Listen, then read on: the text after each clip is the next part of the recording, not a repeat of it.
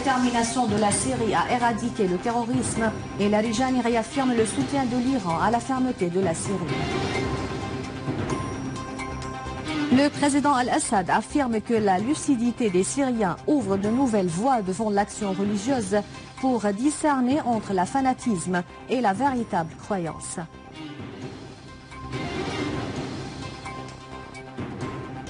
Coup d'envoi des travaux du Congrès général électoral de l'Ordre des ingénieurs.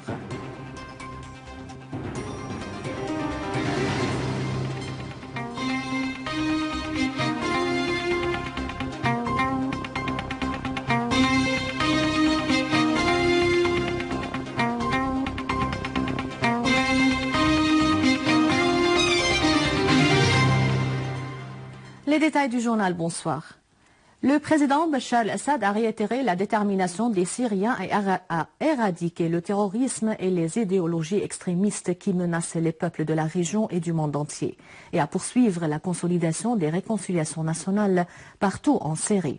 Recevant Ali Larijani, président du Conseil de la Choura iranien, le président al-Assad a assuré que le peuple syrien se dit fier de ses relations historiques et fraternelles avec le peuple iranien. Il a affirmé que les Syriens apprécient hautement les positions de l'Iran à l'égard de la Syrie et s'attachent à renforcer la coopération avec elle dans les différents domaines au profit des intérêts communs et de la stabilité de la région. Pour sa part, Larijani a mis en exergue la fermeté du peuple syrien face à la guerre terroriste qui le vise, indiquant que le peuple iranien apportera toute forme de soutien à la Syrie pour consolider sa fermeté et lutter contre le terrorisme.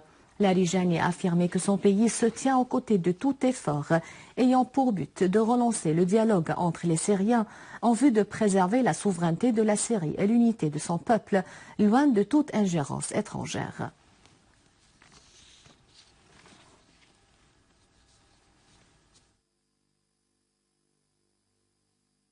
Le président Bachar al-Assad a affirmé que la conscience des Syriens quant à ce qui se passe en Syrie ouvre de nouvelles portes devant l'action religieuse, recevant une délégation des dignitaires religieux musulmans et chrétiens participant à la conférence annuelle du ministère des Waqf. Le président al-Assad a souligné la nécessité de faire différence entre le fanatisme dévastateur et la vraie foi qui se base sur les principes de la moralité, de l'affection, de la coopération et de la culture du respect d'autrui. Le président al-Assad a assuré que de telles rencontres ont de grandes significations au niveau national et historique et reflètent la force et la solidité de la société syrienne, caractérisée par ses composantes religieuses et ethniques qui constituent l'un des piliers principaux de la fermeté de la patrie face à la guerre qui la vise. Le président al-Assad a mis l'accent sur l'importance du rôle des dignitaires religieux dans le renforcement des réconciliations nationales et la diffusion de la culture du dialogue entre tous les Syriens. De leur côté, les dignitaires religieux ont exprimé leur confiance en le fait que la Syrie restera le symbole de la diversité culturelle de civilisation par le biais de l'attachement de son peuple à son unité et à la lutte contre le terrorisme. Au terme de la rencontre, M. Mohamed Abdel-Sattar Seyed, ministre des Waqf, a présenté au président Bachar al-Assad le projet Fadila qui incarne les valeurs morales et représente l'axe principal de la conférence. Une source militaire a indiqué qu'un avion de reconnaissance israélien sans pilote avait été abattu au gouvernorat d'Al-Qunaitira. La source a fait savoir que l'avion de type de Skylark 1 avait été abattu à proximité du village de Hadar, dans le gouvernorat d'Al-Qunaitira. A noter que l'avion, fabriqué par la société israélienne Elbit à 200 cm de longueur et 321 cm de largeur. Cet avion de 20 km de portée est conduit à partir d'une station terrestre.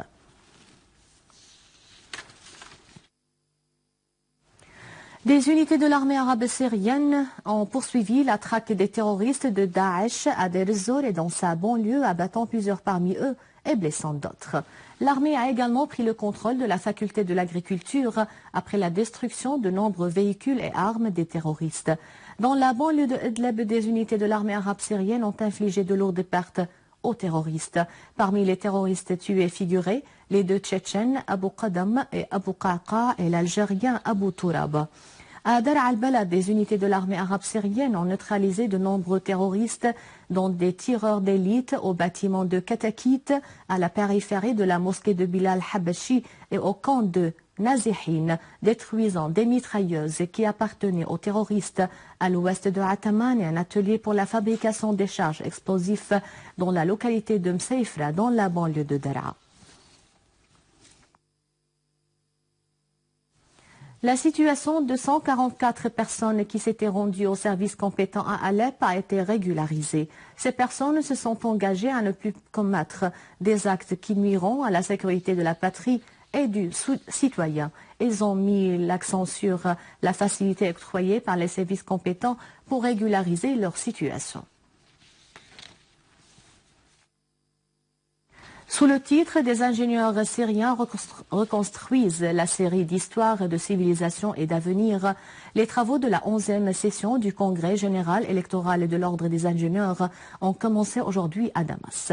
Le secrétaire régional adjoint du Parti Baas arabe socialiste, Hilal Hilal, a affirmé que le slogan du Congrès reflète la civilisation du peuple syrien tout au long de l'histoire. Il a fait savoir que les Syriens font face aux terroristes et œuvrent en même temps pour reconstruire leur pays.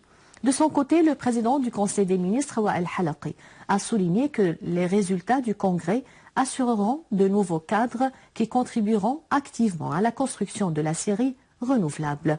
Al-Halaqi a fait noter que le nouveau Conseil qui sera élu assumera de nouvelles charges lors de cette phase que traverse la Syrie. Il a fait allusion aux espoirs que les ingénieurs doivent mettre en œuvre pour construire la patrie et réhabiliter ce que les groupes terroristes avaient saboté.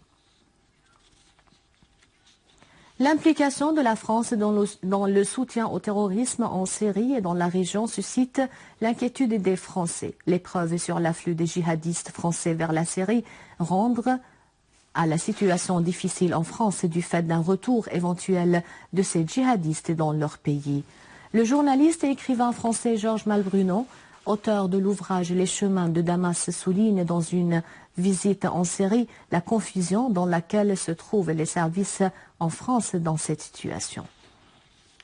C'est ce qui inquiète beaucoup en France les responsables français, c'est ce phénomène djihadiste, maintenant cet afflux massif de djihadistes. On n'a jamais connu un tel afflux de Français qui vont faire le djihad. En Afghanistan, dans les années 80-90, il y avait une quarantaine de Français. En Irak, dans les années 2000-2005, il y avait quelques dizaines de Français. Au Mali, il y en a une douzaine. Mais là, on est à plus de 1000 Français qui sont allés, qui sont toujours sur le terrain, en Syrie, en Irak, et qui sont rentrés. Donc c'est un phénomène massif qui est très inquiétant parce qu'il touche, en France, ces départs touchent pratiquement tous les départements français. Les services de sécurité français sont extrêmement inquiets parce qu'ils ont une masse de personnes à surveiller et ils n'ont pas forcément les moyens pour le faire. Et donc, eh bien, ils essaient de contenir cette vague, mais ça les inquiète beaucoup. En Turquie, au moins 100 personnes ont été arrêtées par la police dans la capitale Ankara. L'arrestation a été faite lors d'une manifestation en signe de défense du système d'enseignement laïque dans le pays. La manifestation était à l'initiative des syndicats des ouvriers dans la région de Kizilay. Pour disperser les manifestants, la police a fait usage du gaz lacrymogène et des tuyaux d'eau.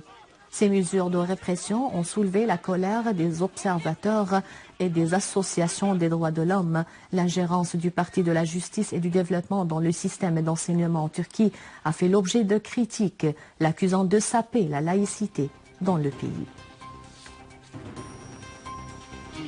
À la fin de ce journal, un rappel des titres. Le président Bachar al-Assad affirme la détermination de la Syrie à éradiquer le terrorisme et Larijani réaffirme le soutien de l'Iran à la fermeté de la Syrie.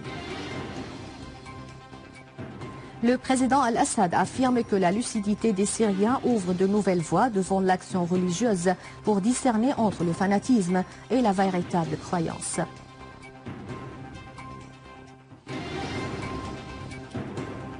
Coup d'envoi des travaux de la conférence générale électorale de l'Ordre des ingénieurs.